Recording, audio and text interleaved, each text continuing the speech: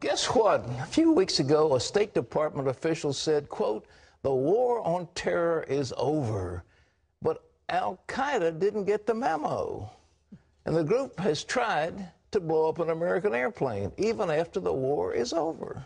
Unbelievable. Well, the government warns that Al-Qaeda has more bombs that it could use to attack America. Experts say Al-Qaeda is becoming more and more sophisticated. Ephraim Graham has the story.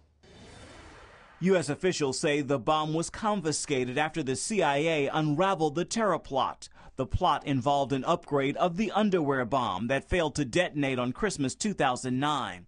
And it was planned for the anniversary of the killing of Osama bin Laden. The would-be suicide bomber was based in Yemen. Officials say he had not yet picked a target or bought a ticket when the CIA stepped in. Al-Qaeda's bomb maker Ibrahim al-Asiri is said to be the mastermind of the plot. He is still at large, but known to be operating out of Yemen. Officials say Al-Qaeda still seeks to avenge bin Laden's death. A far different story from a few weeks ago, when the National Journal quoted a State Department official saying the war on terror was over. What this incident makes clear is that this country has to continue to remain vigilant against those that would seek to attack this country. These new bombs use a new detonation system, one without any metallic parts. Security experts say even the most sophisticated airport scanners may not have caught the devices. And another concern, it's unclear how many airports abroad even have the body scanner technology. Keep in mind, this was overseas, so we also need to recognize that some of the same standards that may be in place in the United States may not be met in other countries. U.S. officials say there are believed to be several other would-be suicide bombers with similar non-metallic devices out there. And Al-Qaeda's English-language magazine continues to call for attacks on the U.S., the most recent issue offering advice on how to start huge forest fires and carry out urban assassinations. Ephraim Graham, CBN News. Well, with us is CBN terrorism analyst Eric Stakelbeck.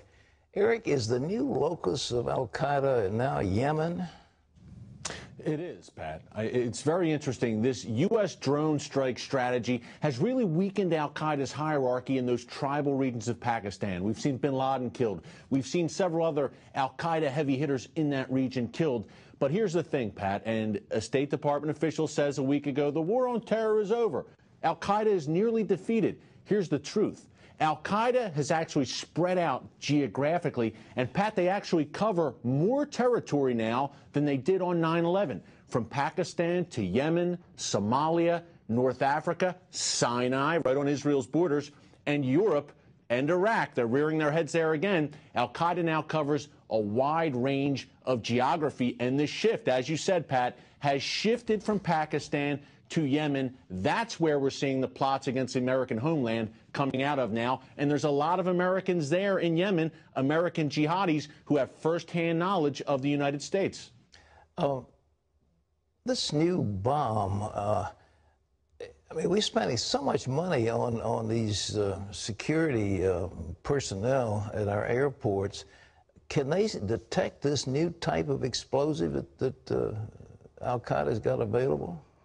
Well, Pat, that's the big question right now. Look, we're going through these pat-downs every time we go through airport security. Can these new body scanners detect not only these underwear bombs, Pat, but here's something else for you. Al-Qaeda is working on a body cavity bomb.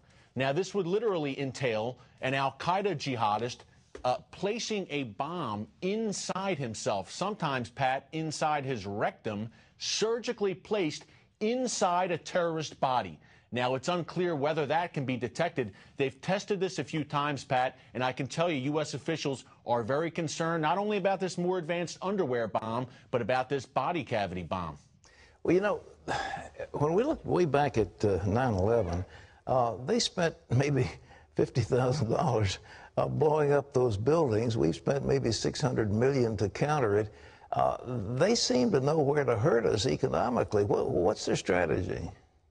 Definitely economic, Pat. Look, as you said, their strategy, I mean, this very low-tech, Al-Qaeda strategy, it is not a $1 million kind of strategy where you have massive amounts of funds needed to carry out these attacks. Really, their new blueprint, Pat, is economic, number one, and psychological, number two. I'm not looking so much for the next 9/11. I'm looking for the next Fort Hood. I'm looking for the next underwear bomber, the next Mumbai, the next Times Square bomber. Pat, as you and I have discussed on the club here so often, they have shifted their tactics, has al-Qaeda, to these smaller scale attacks, low tech, cheap, carried out by self-starters, and that hurts the economy. If you have a jihadist go into a shopping mall, yell Allahu Akbar, and start firing during the Christmas shopping season, yes, that creates economic terror. It creates psychological terror. That is the new blueprint. Yes, they're working to carry out another 9/11, but it's tough for them, Pat. They have been weakened, so in the meantime, they're shifting to these smaller scale kind of attacks, which could be very effective. Where do they get the recruits now? Are they still fanatics who just believe? Well, what is it? You know, I was talking to somebody a couple days ago that said that the FBI has scrubbed page after page after page of warnings about Islam because CAIR and these other groups don't like them. What's the status of these things? Pat, you're absolutely right. Not only the FBI, but our Pentagon is actually scrubbing their teachings about Islam, the truth about jihad, about Sharia, about Islamism. They are scrubbing it from the training materials for their agents, the very people in the field, FBI agents, our U.S. soldiers, who need to know the enemy, know what they're up against, know the enemy's ideology and what they believe.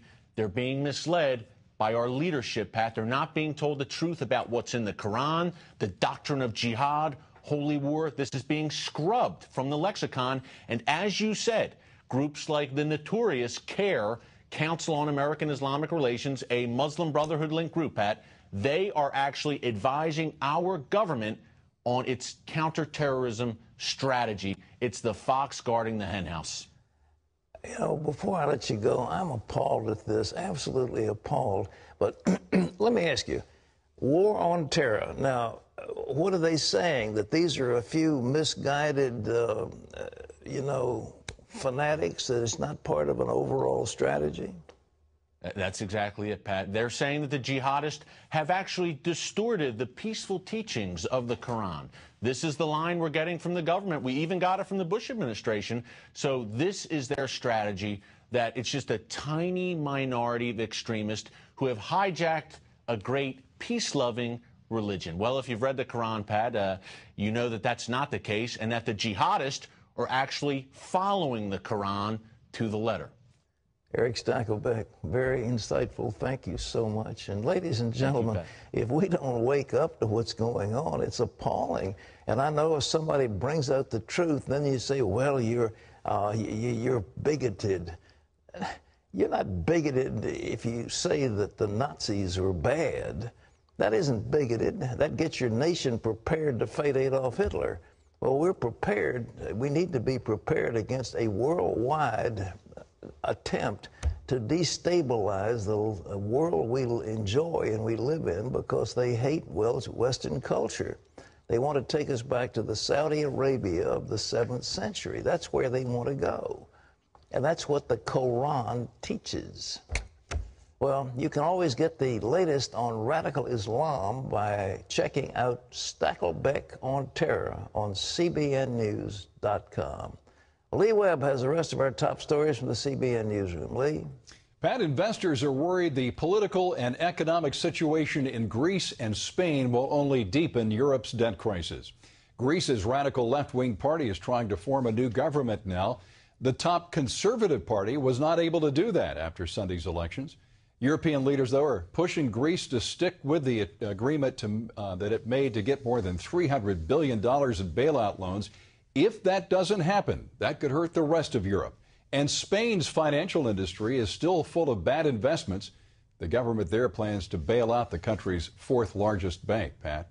Well, you know, we pointed out yesterday there's been an election in France. They elected a socialist, Hollande, and he wants to raise the top tax rate to 75%. Everybody earns over $1 million. So there's probably a great exodus of wealthy people going to England, they're going to other places. They can go to Monte Carlo, I suppose, or Switzerland, but they're moving. But what's happening is a crack in the Eurozone, and the euro is under terrific pressure. It's now trading at about $1.30 per euro, which is down from maybe 160. So it's going down steadily. And with Greece, Spain, Portugal, possibly France, I just don't see how the euro is going to be able to sustain itself, and that means that could be quite a cataclysm in Europe. Lee? Health experts believe America's obesity epidemic is only going to get worse. They claim by the year 2030, 42% of all adults in the U.S. will be obese. 11% will be considered severely obese, meaning they'll be at least 100 pounds overweight. And that could have a dramatic impact on our healthcare system. Obesity-related illnesses already account for $150 billion in healthcare spending. Currently, about 1/3 of American adults are overweight. Experts are meeting in Washington today, trying to figure out how to best battle the problem. Pat? I tell you, it's a complex situation.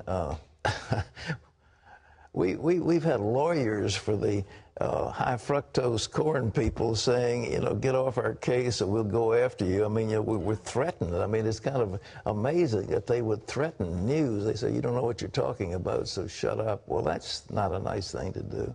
But something has happened in our food supply.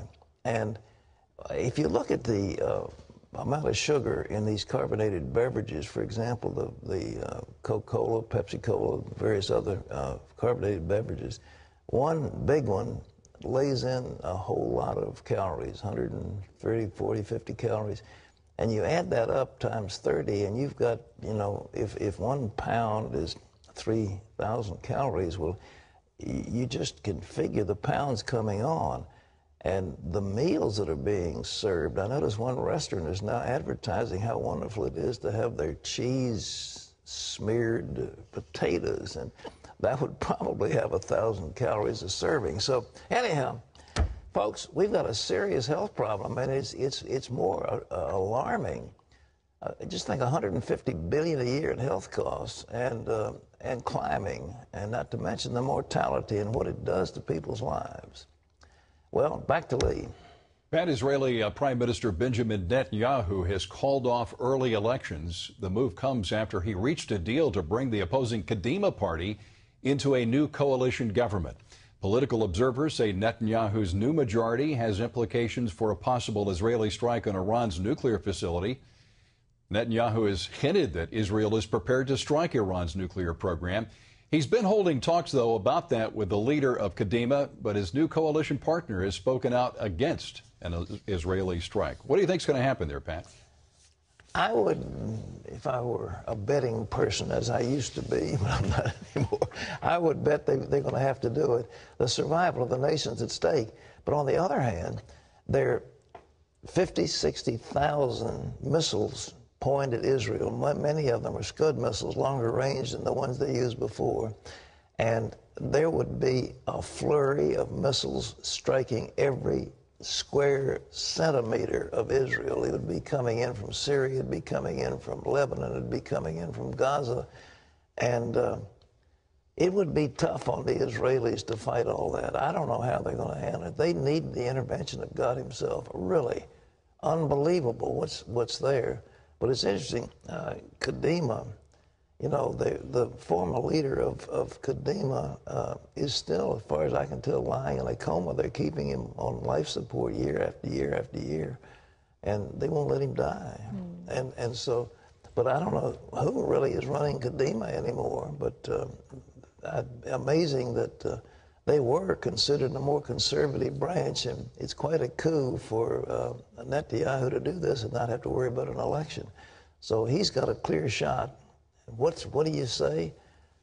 I would say he's going to go for it because they can't run the risk of having a nuclear Iran. They just can't run that risk. But when you see how surrounded they are, we need to be praying for the peace of Jerusalem more than ever. Just figure, thousands. 50,000, 60,000 long-range missiles with much better telemetry than they had the last time. I was over there in that last war, you know. And those missiles were hitting around, but they weren't targeted properly. They shot some there into Haifa. They had some going hither and yon, but they weren't strategically targeted. The next time they will be, and they'll be hitting, and they've got that iron dome that they hope will be able to knock down these missile strikes, but some of them are bound to get through, and it'll be, my heart goes out to the Israelis. It's a terrible, terrible dilemma they're in right now.